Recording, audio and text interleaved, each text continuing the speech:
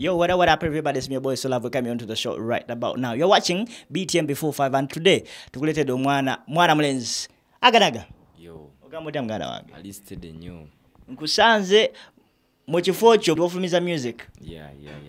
Kiri kitano ku bad character. One bad character mwe tuli tutetenkanya tunoonya majja. Yeah, we want to be hot this year and hotter the next year. Aganaga, lockdown yene kuyisiza etya nga ggwe muyimbi. Lockdown empisiza ubeera nga business man emirimu tegitambula tetuyingiza ate nga tufulumya bintu byesibye baana tebasoma bakaddaani buli kimu kale tekiri bulungi naye tusaba busabi embeera tugiyitemu ya wavuddeyo no attacking ashburg katto gwe wakulidde hashtag yo ku unfollowing ashburg katto. Ashburg katto n'ayimira ku TV emu n'agamba aganaga njagaza ki. Lwaki wavuddeyo n'okola ekintu ng'ekyo? Ashburg oyo yanvuma nnyo ebintu mubimanyi yanvuma nnyo ng'ali mu ttiimu eri biki nti era ffe tuwala na Bobi Wine era tumulemesa naffe twesimbyewo nsimanya tujjewo shayini ye baatusasudde tukugamba tuwonoone ekintu biki okitegeera atogedde ebintu bingi era Ashburg katto bwe baasiga obukyayi abantu okutukyawa nti no oba ogenza okuyimba babigayo bakyawa oba oyimbidde ku MP wa NRM n'oyimba ku birthday y'omwana we ye nga ateekawo embeera mbu bakukyawe bakuba obucupa bwe baabitandika bo bennyini kati bw'avaayo nadde eri mba mmusekerera ne ŋŋamba avuddeyo yekka ate neyeerabira abantu be yakonvatinga okitegeera so many people converted because of Ashburg katto busitantisi bwe yakolanga abankwata so ate ye bwe bacu yagenze yekka so ne mmubuuza kweri ddala agenze n'abawagizi oba agenze yekka kubanga ye alimu akalulu katya kamu ate bulala twabumujiikira nti nze sakikozera okuba mu nze ndi wa people power koze nze nabagamba nze ndi independent naye namula ebintu ng'ebirina okuba kobe wa people power n'okola ensobi era nja kugambako kobe we NRM bw'okola ensobi nja kugambako era ne bubanga Gashumba era naye nkugamba nti okuvuma Katikkiro si kirungi okolera mu Buganda era mu Buganda so yembeera eyo Gashumba oyo njagala ombuulireko mu mboozi ze zonna Dilo yali anyumiza okumala eddakiika 3 ng'ayogera Luzungu oba ng'ayogera olulimi olulala. Ayogera Luganda. Popularity ye agifunye mu Luganda. Abeera mu Buganda, abaana babasomesezza mu Buganda, ali mu kati lwaki ojerega ate kabaka. Era tubakubeera mu giri mirembe nga bakabaka bakyali n'obuyinza. My friend, oyo abadde omuntu tekuli. Batadde mmotoka olunaku lwajjo. Wavuddeko ewaka. Sinnavaayo kubanga tewali mirimu. Okitegeera nti siri muntu wa muntu ayagala bwagazi kugenda kutambula mu butambuzi koza amaduuka gonna maggale ffe tuli bayimbi ba shows era show tezinaba kugulwawo just tusabe nti nno government eyongere okunyweza obukuumi eri ku borders koza obulwadde bwonna bwe bagamba buva ku border. Abitex yavuddeyo olunaku lwajjo n'agamba bannayinza people power ngivuddemu abantu benkoledde ebbanga tebasiima sala kuyingiza nnyo mu politics naye oli politician. Kino ekintu okyogerako ky'abantu okutandika okuva mu people power. People power si nti govudde mu people power kiri kintu ky'abantu. People power si ya muntu omu oba babiri. Okitegeera eri belief eri eringa ddiini gy'otasobola kumanya bameka abakiwagira oba bameka abatakiwagira wabula okukakasa amaanyi gaakyo linda kalulu.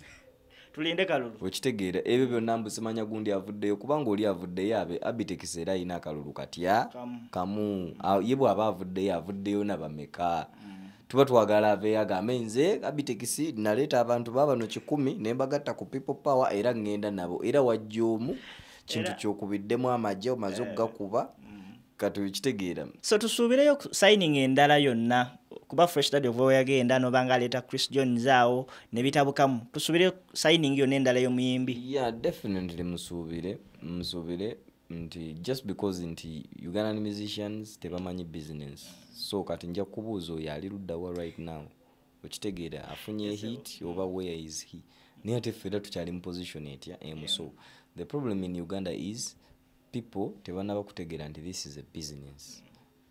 Music can be like any other business. Yetaga patience okulemerako investment tutagana bagagga mwenna ba investor mutandiko kuteeka mu business nga bukera ku machano kwato bukadde bumeka 5 no buteka mu hardware osobola okukwata ko milioni 10 n'ezo noziteeka mu muyimbi buli mwezi notandika okuŋŋaanyanga buli wiiki n'okuŋŋaanyangayo emitwalo 5. Salvador katumwogereko katono. Mwalina ensonga zammwe ne Salvador yatwala YouTube channel yo agamba omuwaayiriza. Ensonga zino zakomawa. Salvador just kyenyinza omugamba simuwaayiriza, mugamba kintu kimu, nze njogera ku kya YouTube, ye yawaayiriza nti ye ayogera bya Khalifa, ayogera bya Njaga, byaki ebyo babyogera dda ku muyimbi. Omuyimbi tukyasobola kudendo gamba omuyimbi yagudde eddalu, omuyimbi man bantu balinza agudde eddalu kati bakimanya abantu babikozesa. Ate muyinza n'okwesiba ku bayimbi ogiwegendereza abasinga oggwa eddalu si bayimbi.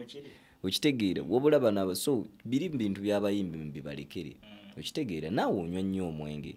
Okitegeera olina ebintu by'okola ebitasobola akikkiriza nti akunywa. Naye atoola omwenge ogutamiza omuntu neera binakola n'ebi neyeefukirafukira. So ffe twali twogera ku kya YouTube channel, vaayo ogamba abantu nti bannange Khalifa alimba, nze ono omwana nkola bukozi naye era omwana wuuno amuleete ukiveemu kyekyo kyokka ekikulema, ebirala byonna obi mu kuwanvu ya nsonga nze kyokka gy'ensonga yange. Naye ye yavaayo n'ayogera nedda kubanga yali n'erinnya ye agenda kwekwekeramu ekyo ekifaananyi mbu Khalifa banyu banjaga abitadde mu politics era nja biteeka mu politics ntya wagende wa president mu time yemu ate nzo nzijjako nze sigendangayo nzo ndaba njogera byange nze Khalifa ndi independent mbagamba sibangayo ne mbagamba ndi wa people power ndi wa NRM ndi independent ebyange mbikola ngani kubanga kwabo bonna tekuliko yali antereddemu wadde n'olwataano okufuuka Khalifa. Wavuddeyo n'owandiika oluyimba olufuuse olw'ekitalo oluyimba lwa Shiba nakyuka era yalukoleddemu Bad Character Records aganaga. Owulira otya?